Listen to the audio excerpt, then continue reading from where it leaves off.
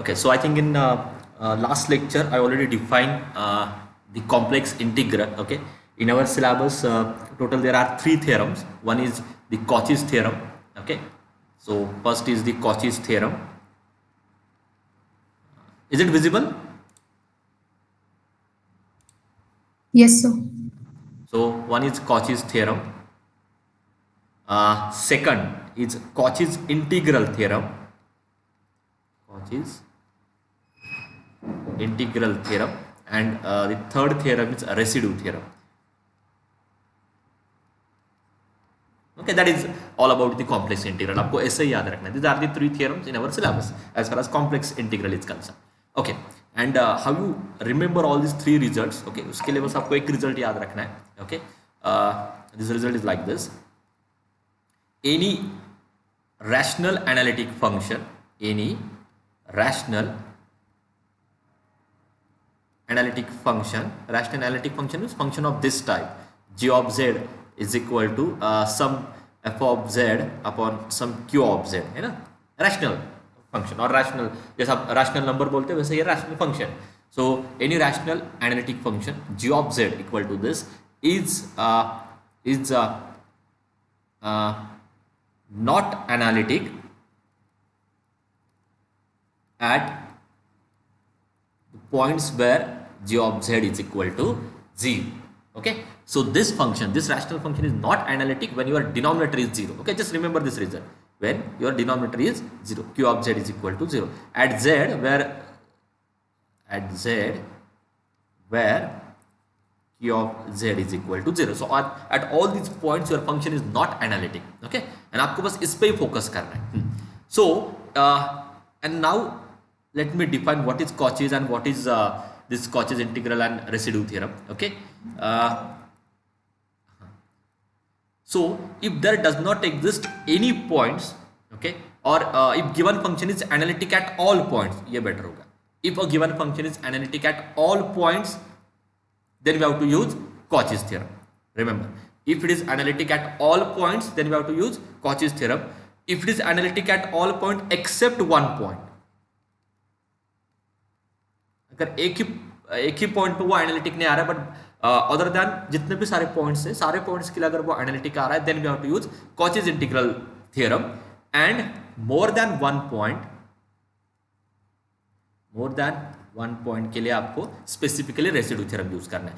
Okay, in general this residue theorem is in general theorem. You can use for one point also, you can use for two points also, you can use for 3, 4 and so on. Okay, तो but अगर आपको question को simple करना है, so it's better if there exist only one point where you are given where the given function is not analytic, then use Cauchy's integral formula. More than one, use residue theorem, and if it is analytic at all point, then use Cauchy's theorem. Okay, now let me explain these results. Okay, so we'll focus on only first two results, and then we'll see separately this residue theorem. So first result is what?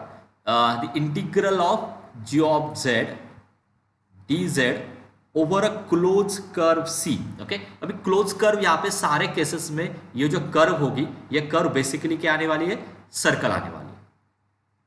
This is the close curve C. Okay, और आपको बस क्या matter करता है, circle की boundary और circle के अंदर के points, interior points. Okay, no need to check the exterior points of this circle. You have to focus on only the interior points of this curve or interior points of this circle. Okay, so here this given function, this g of z, is analytic at all points inside and on the boundary of this curve C. Therefore, by Cauchy's theorem, this integral is 0. This is the result. Okay, and if in the next case g of z dz over a closed curve, ये भी result close curve के लिए ही है. सो if I draw again a same curve, close curve C. Okay, and these are the interior points. Okay, but in this case I am taking one point, जो red colour से मैं highlight करने वाला हूँ. This is one point z equal to a. Okay, this is one point where your given function is not analytic. This is the problematic point. Not analytic का simple meaning क्या होता है, वो इन्फिनिटी वैल्यू देगा, है ना. Denominator आपका zero हो जाएगा इस पॉइंट के लिए. At z equal to a, your denominator becomes 0, okay, and that gives you value to be infinity, okay. Therefore at this point your given function is not analytic, okay. So if there exists a one point inside the curve C where your function is not analytic, then we have to use the Cauchy integral formula, okay. And Cauchy integral formula में आपको वो form याद रखना है, okay. There is one specific form, है ना. इसमें आपको proper numerator and denominator identify करना है. तो वो कैसे याद रखना है, ओके. जिस पॉइंट के लिए प्रॉब्लम है वो पॉइंट, या जिस पॉइंट के लिए आपको प्रॉब्लम आ रही है ना, उसका फैक्टर ही आपको डिनोमिनेटर में चाहिए. I repeat one more time. See z equal to a, this is the problematic point. इसका फैक्टर क्या होता है, z minus that root.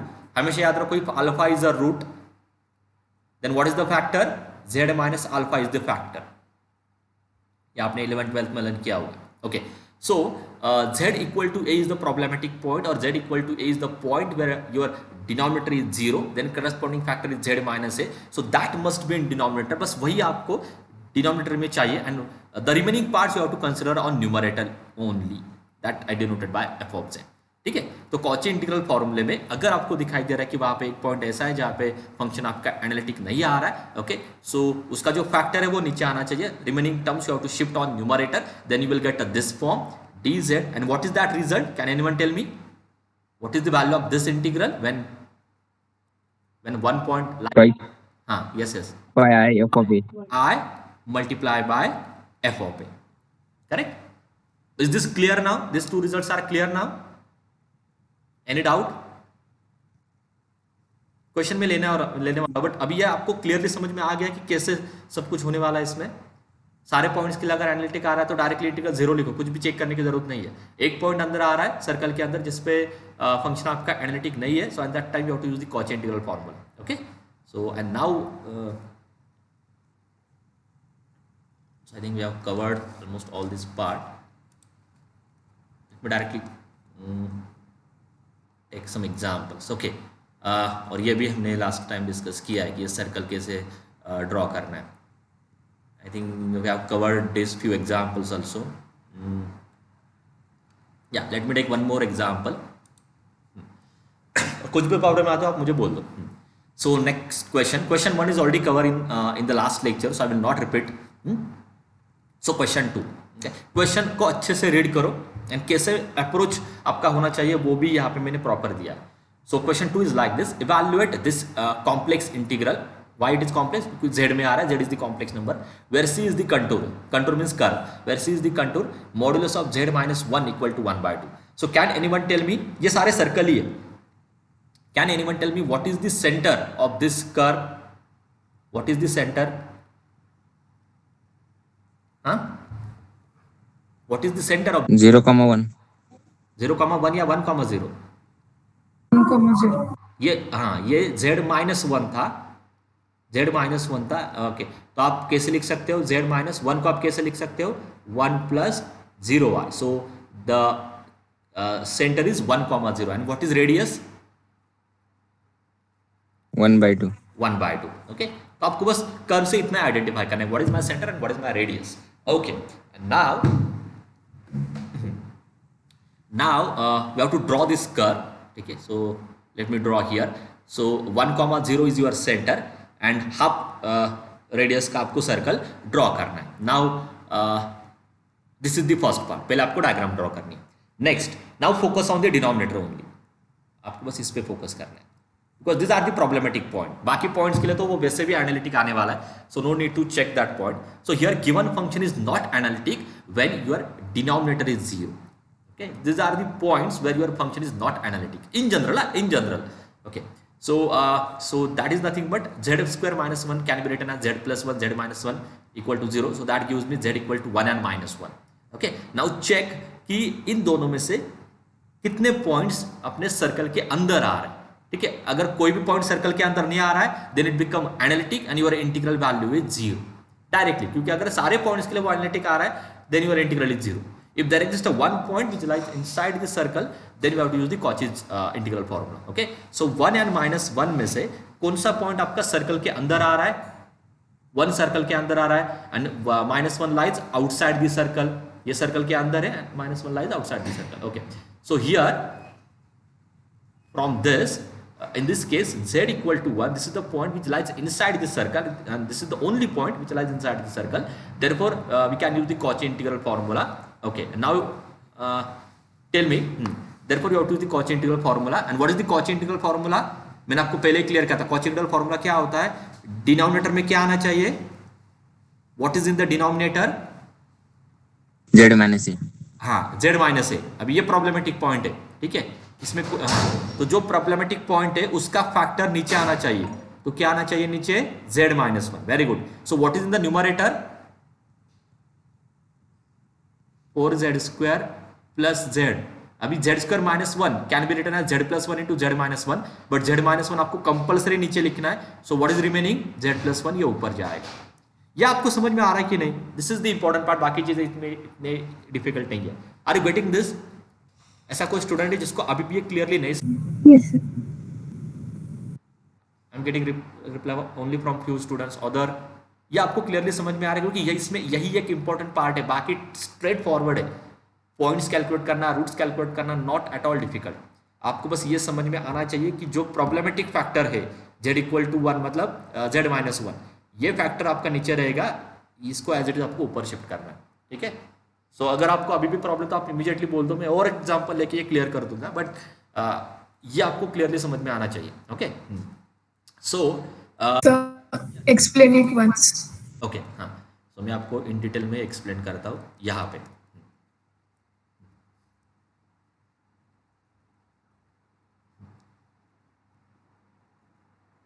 Okay, C Cauchy integral फॉर्मूले में सबसे इंपॉर्टेंट पार्ट क्या होता है?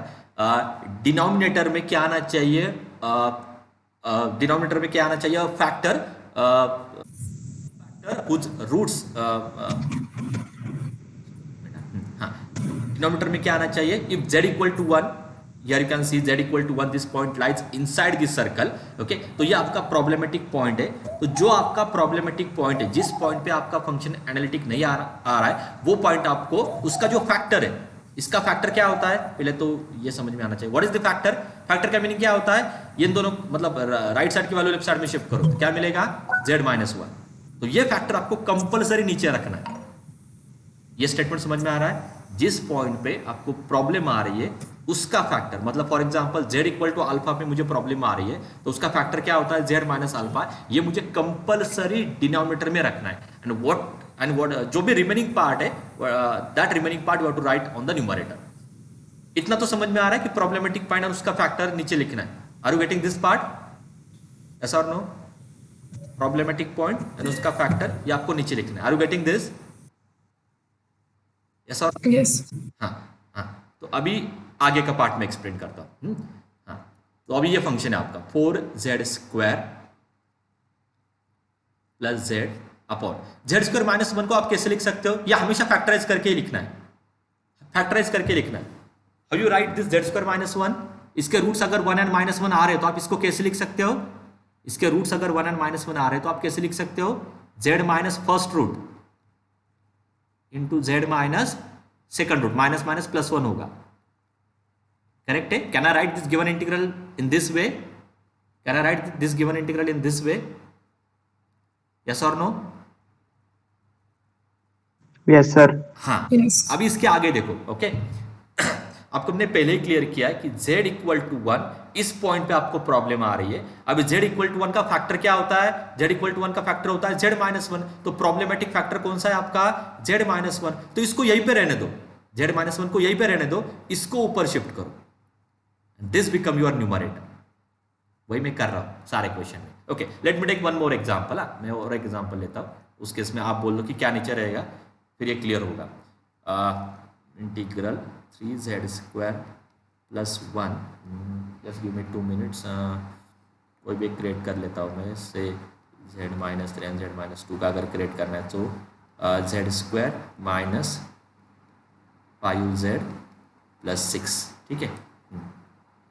चलो, ये क्वेश्चन है आपका. तो आपका अप्रोच क्या होता है? पहले आपका अप्रोच क्या होता है? आप ये देखो कि कौन से पॉइंट्स के लिए आपका डिनोमिनेटर 0 आ रहा है. Means what? find the points where z square minus 5z plus 6 equal to 0. Tell me the roots. Tell me the roots. z square minus 5z plus 6 के रूट्स क्या है? हाँ 3 and 2. 3 and 2 है ना. So if these are the roots, then this given integral can be written as 3z square plus 1 upon. Roots calculate करने के बाद ये फैक्टराइज, ये जो पार्ट है आपको ये फैक्टराइजेशन में लिखना है. क्या होता है फैक्टराइजेशन? मतलब z minus 1 root, z minus second root, like that. So z minus 3 and z minus 2. इतना तो समझ में आ रहा है. सारे क्वेश्चन में इसके रूट्स कैलकुलेट करो. जितने रूट्स आ रहे हैं हर एक रूट से z माइनस करना है. z minus first root into z minus second root. अगर एक और आ जाता है तो z माइनस थर्ड रूट. अब इसके आगे मैंने आपको क्या बोला है, जो भी डायग्राम आप ड्रॉ करते हो, okay, for example if I take this 2, this is 1, ये डायग्राम अगर ये मेरे पास सर्कल है तो इस सर्कल में 2 जो फैक्टर है आपका, दिस इज 3, सॉरी अभी ये दोनों का प्रॉब्लम देगा ना. Let me draw it proper. 2 and 3 है ना. So if this is 1, this is 2, this is 3. मैं अगर 2 के अराउंड एक हाफ रेडियस का सर्कल ड्रॉ करता हूं, ठीक है, हाँ, तो इस कर्व के लिए कौन सा पॉइंट सर्कल के अंदर आ रहा है? Which point? 2. सर्कल, हाँ 2. z equal to Z minus 2. हाँ, तो z माइनस 2 ये प्रॉब्लमेटिक है. तो ये प्रॉब्लमेटिक है तो इसको नीचे रखो, जो भी रिमेनिंग पार्ट है उसको ऊपर लिखो. इतना ही करना है आपको हमेशा, ठीक है. अब फॉर एग्जांपल अगर मैं कर्व को चेंज करता हूं, ओके, अगर मैं 3 के अबाउट एक कर्व लेता हूं हाफ रेडियस की, है ना, तो उस केस में only 3 lies inside the circle, ठीक है. तो मुझे क्या करना होगा, z माइनस 3 को नीचे रखना होगा, 2 को ऊपर लेके जाना होगा. यही चेंज करता हूं मैं हमेशा. Are you getting this now? Is this clear? जो प्रॉब्लमेटिक Yes sir. उसको नीचे रखना है, बाकी जो भी रिमेनिंग पार्ट है that we have to shift on numerator. Why? Because जो न्यूमरेटर का फंक्शन है that must be analytic function. इसके पीछे ये मैथमेटिक्स है, that must be analytic function. ये होता है ये नॉन एनालिटिक फंक्शन. जो जिस पे प्रॉब्लम है ना, ये क्यों एनालिटिक नहीं आ रहा है, ये क्यों एनालिटिक नहीं आ रहा है? क्योंकि z इक्वल टू 3 पे आपका डिनोमिनेटर 0 हो रहा है, ठीक है. Sorry, and that lies inside the circle. That is the main reason. That lies in our given region. Okay. I think now it is clear. तो वही मैंने यहाँ पे किया है. ये आपका गिवन जो इंटीग्रल था 4z square plus z upon z square minus 1. Okay. So if I consider this, what is your given integral? 4z square minus 1, 4z square minus 1. Sorry. Plus z upon z square minus 1. z square minus 1 को आप कैसे लिख सकते हो? z minus 1 into z plus 1. But आपको क्या समझ में आ रहा है? इन दोनों फैक्टर में से z equal to 1, z equal to 1 आपका सर्कल के अंदर आ रहा है. z इक्वल टू 1 मतलब फैक्टर कौन सा है? z minus 1. तो इसको डिलीट करना है. जो भी रिमेनिंग पार्ट है that you have to write on a numerator. तो वही मैंने किया है. आप नीचे देखो directly 4z square plus z upon z plus 1. इसको मैंने ऊपर लिखा है और नीचे क्या रखा है? बस z माइनस 1, ठीक है. And what is the problematic point? That problematic point is 1. So a equal to 1. So what is your final answer? So this is equal to by Cauchy integral formula, this is equal to 2 pi i into f of a. Formula आपका क्या है? 2 pi i into f of a. But a is 1, problematic point is 1, okay. And f of ए क्या होता है? जो numerator का function है that is your F of A. And a equal to 1. So at then you have to find f of 1.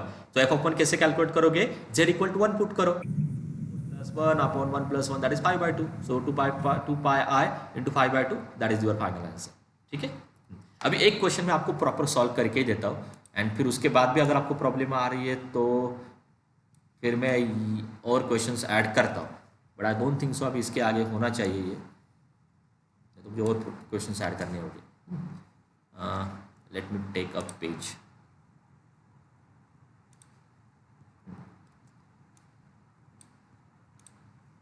This is the last question on this part. तो अभी भी अगर आपको डाउट आ रहा है तो इसी क्वेश्चन में क्लियर करने की कोशिश करो, ठीक है. So now in solution.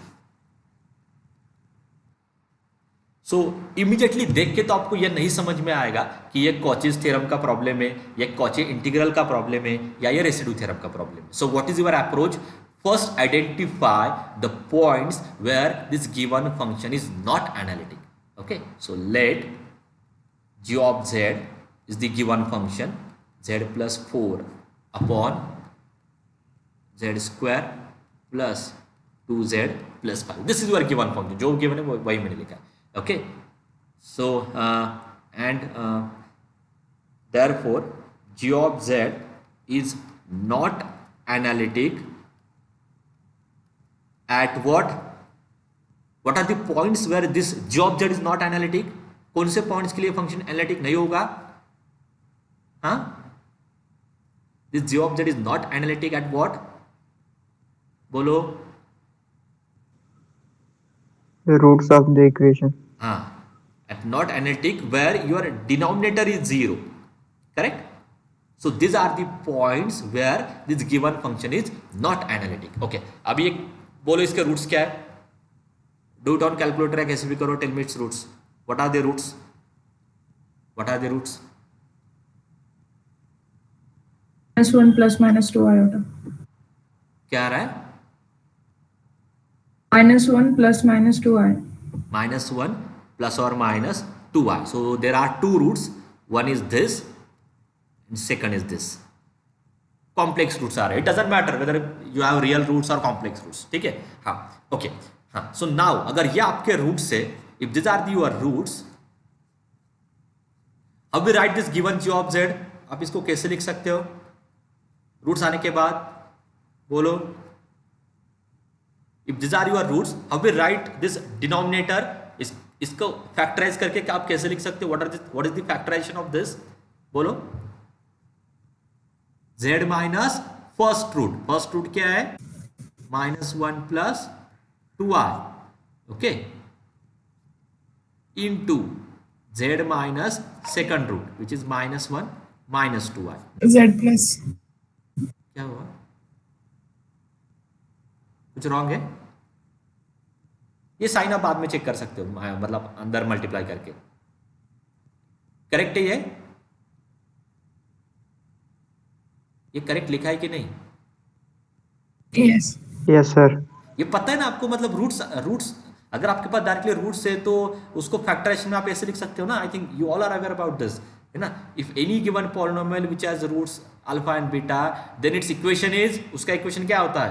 x minus alpha into x minus beta. This is the straightforward result. Okay, तो यही same equation z square plus 2z plus 5 मैं ऐसे भी लिख सकता हूँ, because I have the roots. If alpha beta are the roots, then its equation is x minus alpha into x minus beta. Any doubt in this step? यहाँ तक कुछ doubts है क्या? बोलो yes or no quickly. No, sir. Okay. Okay. First step क्या है? Function लिखो. Second step क्या है? Find the values where your denominator is 0. तो इन दोनों पॉइंट्स के लिए आपका डिनोमिनेटर 0 आ रहा है. फिर उसके बाद मैंने इसको फैक्टराइज करके लिखा है. क्यों लिखा आपको पता है? क्योंकि इनमें से एक ऊपर जाएगा, एक नीचे आने वाला है. So because of that only. Now next step. Now we have to draw the diagram. क्या given है? Z minus 2i equal to 3/2. So let us draw the diagram. So Z minus 3i is equal to 3/2. बोलो क्या है centre? What is the center and what is the radius? 0, 2 and 3/2. 0, 3 ना? I ना? 3. इसका point है. So this is the center. Okay, and what is the radius? Sir, हाँ? in question it's z minus 2i. अरे 2i and 3/2 ना. ठीक है. So I think it is 2i. So that changed to 2 only. And it is 3/2. ठीक है. So radius is 3/2. Now let us draw this. So x-axis.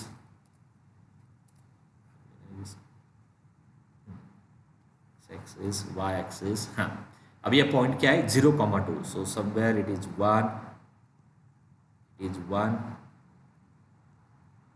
It is 2, है ना. सो 0, 2 मतलब यही पॉइंट आएगा. यानी उसके अराउंड आपको 1 पॉइंट समथिंग रेडियस का सर्कल ड्रॉ करना है. ठीक है. सो इसको अभी मुझे थोड़ा नीचे शिफ्ट करना होगा।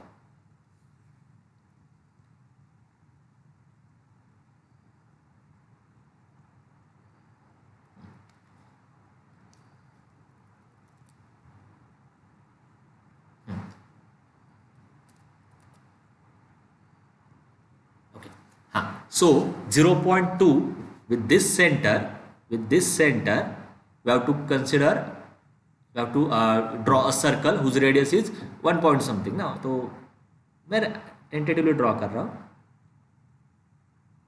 करेक्ट है ये? करेक्ट है कि नहीं? Yes, Yes, sir. sir. ठीक है, तो ऐसा कुछ तो वो सर्कल होगा। ना अभी चेक करते हैं कि इन दोनों पॉइंट्स में से -1 + 2i, ये दो पॉइंट्स आपको चेक करने, -1 + 2i एंड सेकंड पॉइंट क्या है -1 - 2i। अभी आप बोलो इन दोनों पॉइंट में से कौन सा पॉइंट सर्कल के अंदर आ रहा है, कौन सा सर्कल के बाहर है, that we have to check. हाँ, सो ये पॉइंट क्या है, -1 + 2i nothing but -1, 2 and -1 - 2i means -1, -2। अब ये -1 यहाँ पे -1 आने वाला है, -1 - 2 पॉइंट कहाँ पे जाने वाला है, यहाँ पे कहीं पे होगा। सो ये तो क्लियर है, lies outside the circle. -1 - 2 point यहाँ पे कहीं पे होगा, so it lies outside the circle. But -1 + 2i, -2i ये सर्कल के अंदर ही होगा कंफर्म। और ये भी मैंने कल एक्सप्लेन किया था, ये रेडियस 1 से ज्यादा है, ये रेडियस 1 से ज्यादा है, इसलिए -1 का पॉइंट सर्कल के अंदर ही जाएगा। अब पता है ना रेडियस आपको 3.2 मतलब x ग्रेटर देन 1 ही रेडियस है, और ये -1 पे ही ऊपर जाने वाला पॉइंट है, तो ये सर्कल के अंदर होगा। सो इतना आपको ग्राफिकली नॉलेज होना चाहिए है ना, क्योंकि प्रॉपर ड्रॉ करके चेक करने की जरूरत नहीं है। टेंटेटिवली भी आपको समझ में आना चाहिए कि now this point lies inside the circle, this point lies outside the circle. Is this clear? इसमें कुछ डाउट्स है? No, थोड़ा sir. आपको प्रॉपर जाना पड़ता है। रियल नंबर मतलब रियल नंबर आता तो आपको जल्दी समझ में आता कि सर्कल के अंदर की सर्कल के बाहर, ठीक है।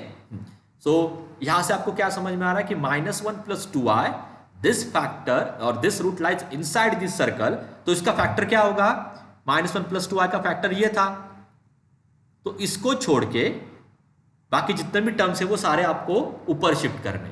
So now my g of z become okay z + 4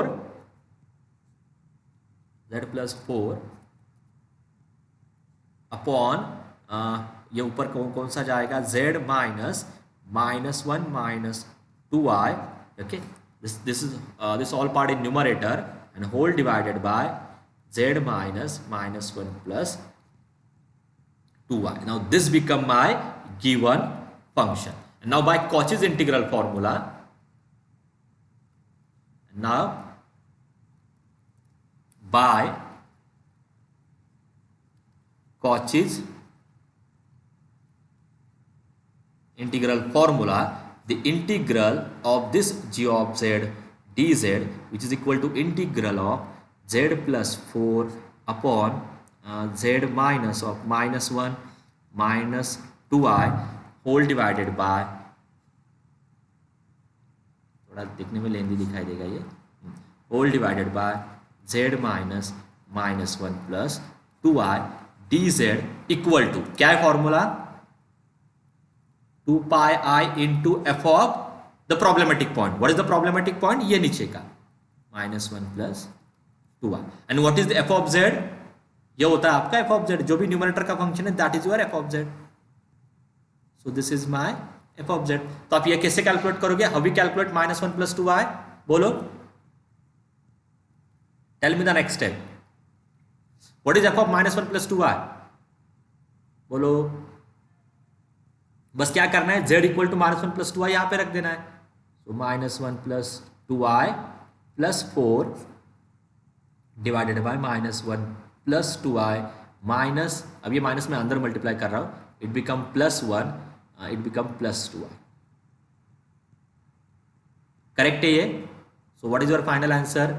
ये कैंसिल हो रहा है, this 2 become 4, so 2πi multiply by this is become 3, so 3 + 2i whole divided by क्या आने वाला ये 4i, so you can cancel with this I, this 2 also, okay. So what is the final answer? Pi by 2 times 3 + 2i. Are you getting this calculation? Yes, sir. Okay, अभी समझ में आ रहा है ये टॉपिक? ये तो कॉम्प्लेक्स का लिया, तो ये थोड़ा डिफिकल्ट मैंने लिया, पाई बाय 2 3 + 2y, बट इससे सिंपल क्वेश्चन ही है आपको, ठीक है?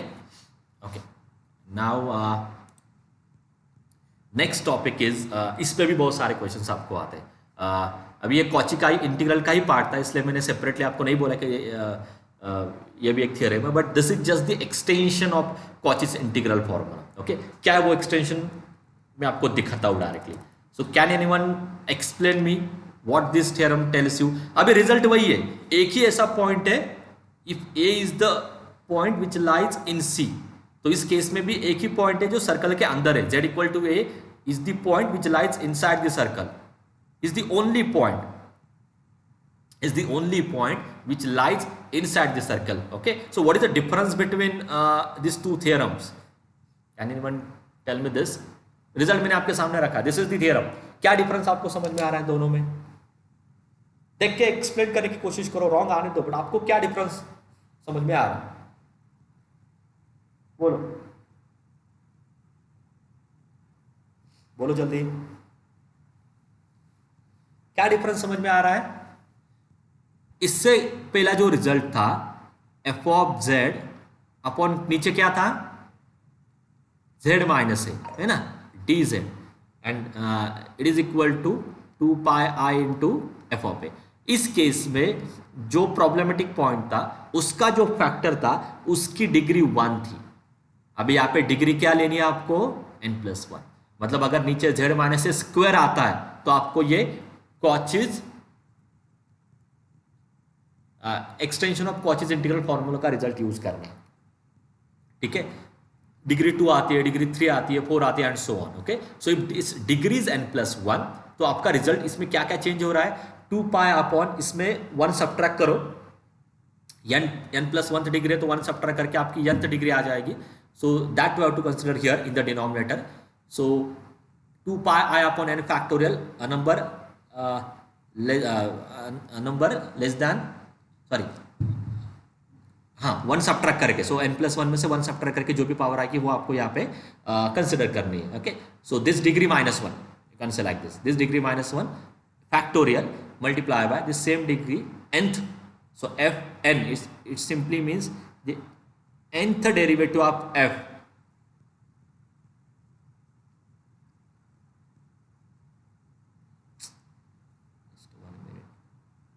the nth derivative मतलब dnf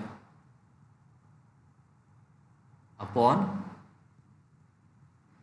dzn, ठीक है? सो द nth डेरिवेटिव, यही बेटर नोटेशन है, nth derivative of this f at that problematic point, nth derivative of this f at that problematic point. Okay, let me explain this one example, तभी ये clear हो जाएगा।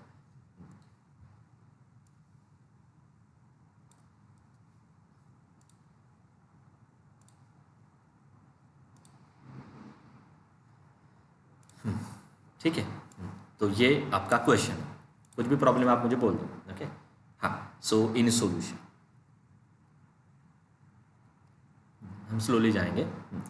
So what is given? We have given a g of z, which is 2z square plus z plus 5 upon z minus 3/2 raised to 2. Okay, this is the function. So therefore g of z is not analytic at what? बोलो कौन से point के लिए आपका function analytic नहीं होगा? Give me answer fast. G of z is not analytic at 3/2. very good 3/2. Okay, अभी इसके आगे आपको थ्योरम डिसाइड करना है। थ्योरम डिसाइड करने के लिए क्या रिजल्ट है, डायग्राम ड्रॉ करनी होगी। So what is the diagram, क्या गिवन है आपको, x² upon 4 plus y² upon 9 equal to 1। ये क्या है, व्हाट इज दिस, एलिप्स। कैसे ड्रॉ करोगे बोलो, एक्स एक्सिस पे क्या पॉइंट लेना है, ड्रॉ कैसे करते हुए, 2 स्क्वायर है ना, है ना, 2 2 and -2 ना, सो दिस इज 2, समवेयर इज -2 और ये 3 एंड -3, थोड़ा मुझे ऊपर शिफ्ट करना होगा ये।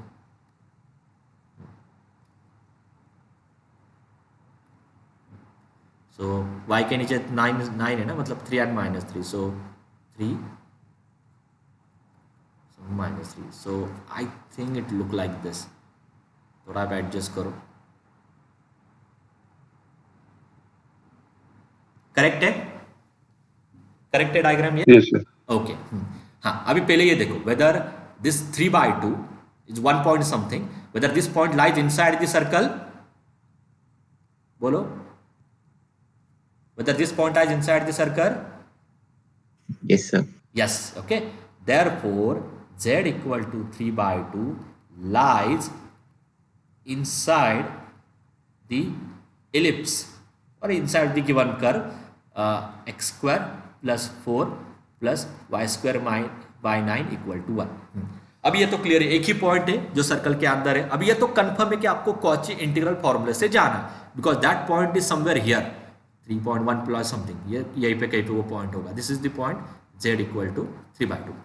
अब ये तो कंफर्म है कि ये कॉची इंटीग्रल फॉर्मूले से सॉल्व करना है, but what is the problem with this given example? अगर कॉची इंटीग्रल से सॉल्व करना है तो जो प्रॉब्लमेटिक पॉइंट है उसका जो फैक्टर होता है z माइनस 3/2, इसकी डिग्री क्या चाहिए?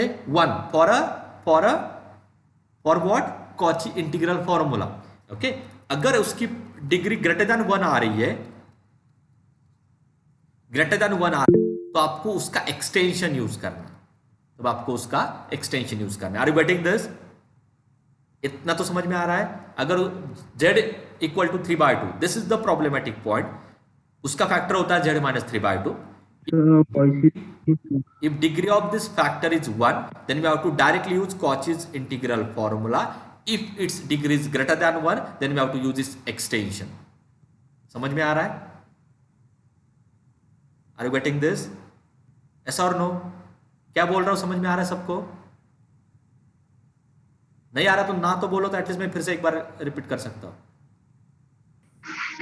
Sir, your voice is breaking. Breaking, sir. Okay, voice proper नहीं आ रही क्या? Just 1 minute.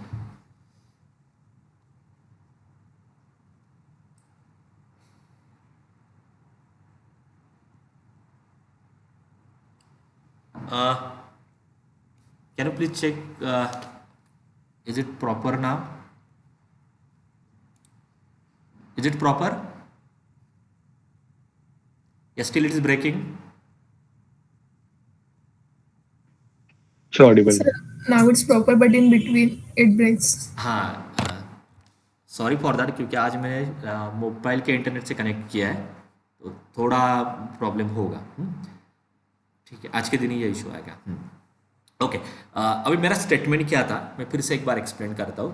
सी, आपको अभी ये आइडेंटिफाई करना है कि कॉची इंटीग्रल फार्मूला एंड उसका extension of Cauchy integral formula, इन दोनों को कैसे आइडेंटिफाई करना है, वो सिंपल है। ओके, जो आपका प्रॉब्लमेटिक पॉइंट है या जो पॉइंट आपका सर्कल के अंदर आ रहा है उसका फैक्टर देखो, इसका फैक्टर आता है z माइनस 3/2। उसकी पावर अगर 1 आती है तो कॉची इंटीग्रल फॉर्मूला, उसकी पावर अगर ग्रेटर देन 1 आती है तो extension of Cauchy integral formula. Are you getting this? इतना तो समझ में आ रहा है? Yes. Yes, sure. So here you can see z minus 3/2 की पावर ग्रेटर देन 1 है, 2 पावर आ रही है, इसलिए आपको यहाँ पे एक्सटेंशन यूज करना है। So by extension of Cauchy's integral formula, what we have the what is that formula? पहले मैं वो लिख लेता। फॉर्मूला क्या था? न्यूमरेटर का फंक्शन। अब ये सेम ही है, लॉजिक वही है। न्यूमरेटर का फंक्शन कौन सा होता है? Which is free from this factor, z minus 3 factor छोड़ के बाकी सारे टर्म्स को ऊपर शिफ्ट करो। z माइनस 3 विद डिग्री, या विद डिग्री मतलब फॉर एग्जाम्पल अगर यहाँ पे मैं z प्लस z माइनस 10 लेता हूं, सो what is my numerator? Multiply by अगर z माइनस 10 लेता हूं, what is my numerator? What is my numerator? Z square plus Z plus 5 upon Z minus 10. Okay, हाँ, तो वही लॉजिक है। ठीक है, so that numerator upon z minus a problematic power raised to n plus 1 dz, yeah, this is the standard theorem, is equal to 2 pi I upon n factorial less than 1 into nth derivative of this function calculate at a. ठीक है, अभी आप मुझे ये बोलो, इससे एक proper compare करके in a given function what is my f of z, compare with this properly and in a given function tell me our f of z. इस एग्जांपल में हमारा एफ ऑफ जेड क्या है, बोलो. 2z square plus z plus 5. Very good, 2z square plus z plus 5. What is the n plus 1, value of n plus 1, z minus a is 3/2. 2. पहले वो लिख लेता हूं. प्रॉब्लमेटिक पॉइंट क्या है, a, एंड a की वैल्यू क्या है 3/2. So what is this power, z minus a की जो power n plus 1, n plus 1 equal to क्या है, what is the given power, given power is 2, है ना. 2. तो n की वैल्यू क्या होगी, 1. 1. हाँ. तो आपको कैलकुलेट क्या करना है इसमें, अगर आप देखते हो तो n is 1, so f dash of a calculate करना है. f dash of a calculate करने के लिए आपको फर्स्ट डेरिवेटिव लेना होगा. सो what is the first derivative of z, 4z plus 1. Sir, your voice is Right. breaking.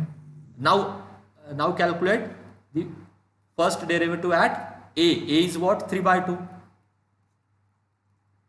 ये मैं सब कुछ ये देखकर ही कर रहा हूँ.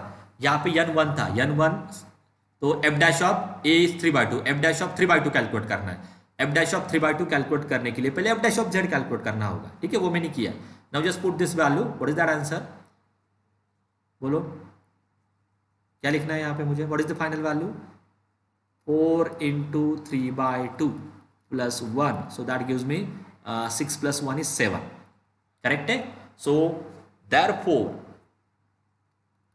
the integral over a curve C of given function dz equal to 2 pi I divided by n, but n is 1, so 1 factorial into f dash of n is 1, a की वैल्यू क्या है 3/2, ये आपने ऑलरेडी कैलकुलेट किया है. f dash of 3/2 is 7, so it is 2 pi I multiply by 7, that is 14 pi I. Any doubt in this example? कुछ भी change नहीं है, बस ये एक इंक्रीज हो रहा है. आप प्रीवियस क्वेश्चन में directly f of a calculate करते थे, प्रीवियस क्वेश्चन में आप directly f of a calculate करते थे, यहाँ पे बस f n at a calculate करना है डिवाइडेड बाय एन फैक्टोरियल. ये थोड़ा बहुत चेंज हो रहा है. Is this clear, is this, Yes, sir. Will take few more questions जब तक नहीं समझ में आता. ये एक और लेता हूं मैं.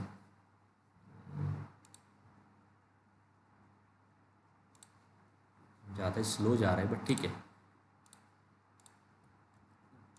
इस टॉपिक के मार्क्स नहीं जाने चाहिए क्योंकि ये इजी है, डिफिकल्ट नहीं है. थोड़े कंसेप्ट अलग अलग है, तो this are totally new concept for you, that I know क्योंकि अभी तक आपने ऐसा कुछ नहीं देखा. सो नाउ इन सोल्यूशन, ठीक है. हाँ, क्या कैसे स्टार्ट करना है, write down the given function.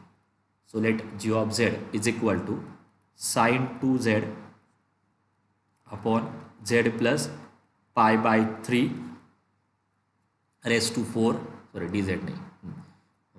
Therefore g of z is not analytic at what, बोलो कौन से पॉइंट के लिए एनालिटिक नहीं होगा, yes, minus pi by 3. Minus pi by 3. Now let us draw this. Mod z equal to मतलब क्या है, what is centre, what is center and what is radius, हाँ 0 ये ना, सेंटर कोई है नहीं पॉइंट, तो सेंटर 0, रेडियस क्या है 2. So if I draw this,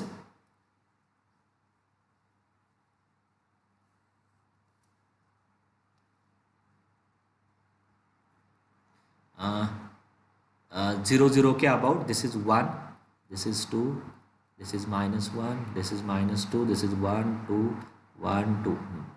So let me draw this circle now.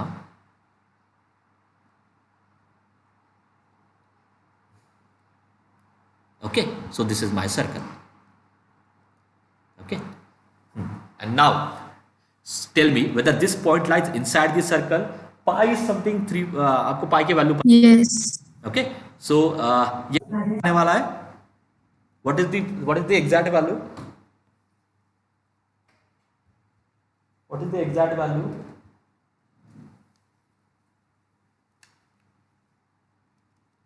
क्या एग्जैक्ट वैल्यू? -60. नहीं, इसको पाई रेडियन में कैलकुलेट करके कुछ तो -1.04. 04. हाँ, मैं एग्जैक्टली लिखता हूँ तो ड्रॉ करने में थोड़ा इजी होगा. हाँ, सो -1.0 पर समवेयर हियर. सो ये आपका problematic point. This is the z equal to -π/3. So you can see this point lies inside the circle. ठीक है, therefore z equal to -π/3 lies inside the circle. एक ही पॉइंट सर्कल के अंदर है. इसका मतलब क्या है कि we have to use Cauchy's integral formula. वो क्लियर हो गया कि यहाँ पे कॉची इंटीग्रल फॉर्मूला का यूज करना है. बट कॉची इंटीग्रल फॉर्मूले में भी दो पार्ट है, दैट फॉर्मूला इटसेल्फ और उसका extension. Cauchy integral formula and उसका एक्सटेंशन, वो कैसे गेस करना है उसके लिए पॉइंट देखो क्या है. This is the problematic point. उसका फैक्टर देखो तो z इक्वल टू -π/3 का फैक्टर क्या होगा? z इक्वल टू -π/3 का फैक्टर क्या होगा? z minus of this value. तो क्या बनेगा वो? z प्लस ना. हमेशा इन दोनों का सब्ट्रैक्शन लेना है. राइट साइड की वैल्यू लेफ्ट साइड में शिफ्ट करनी, दैट बिकम फैक्टर. ठीक है, तो z इक्वल टू -π/3 का ये फैक्टर है. इसकी पावर अगर 1 आती है तो आपको कॉची इंटीग्रल फॉर्मूला यूज करना है. इसकी पावर ओके ग्रेटर देन 1 आती है तो उसका एक्सटेंशन यूज करना है. Extension of Cauchy integral formula. तो यहाँ पे आपको क्लियरली दिखाई दे रहा है z प्लस π/3 की पावर ग्रेटर देन 1 है तो आपको यहाँ पे एक्सटेंशन यूज करना है. So by extension of Cauchy's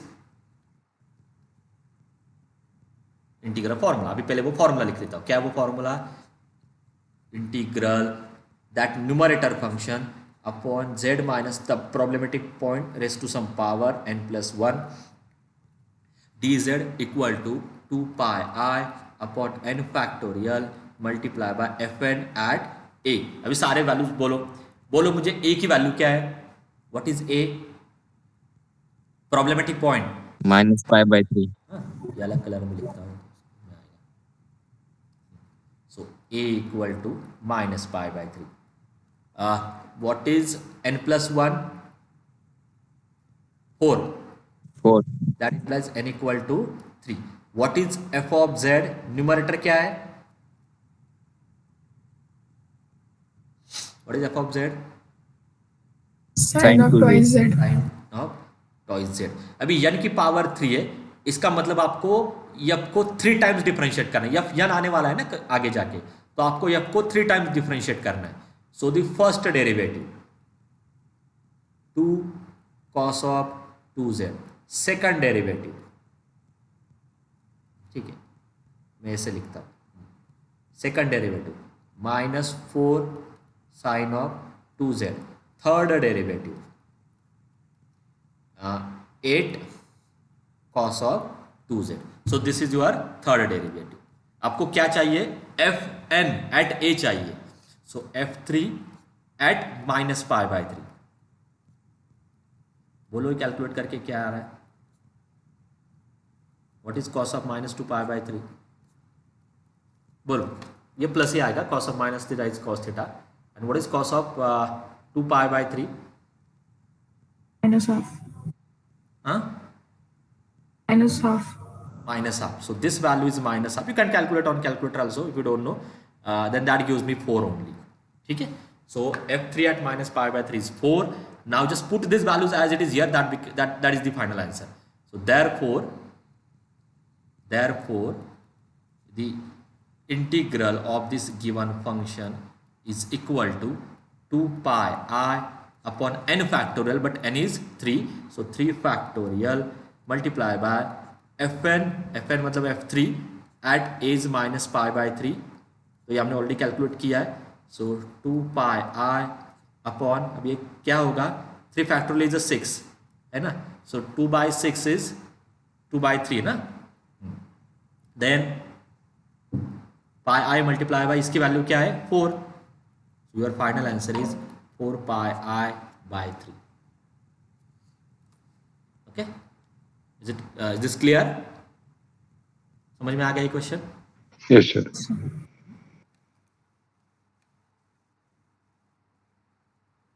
answer correct है. ठीक है. नाउ एक और क्वेश्चन है जो मैं ऐसे एक्सप्लेन करता हूँ.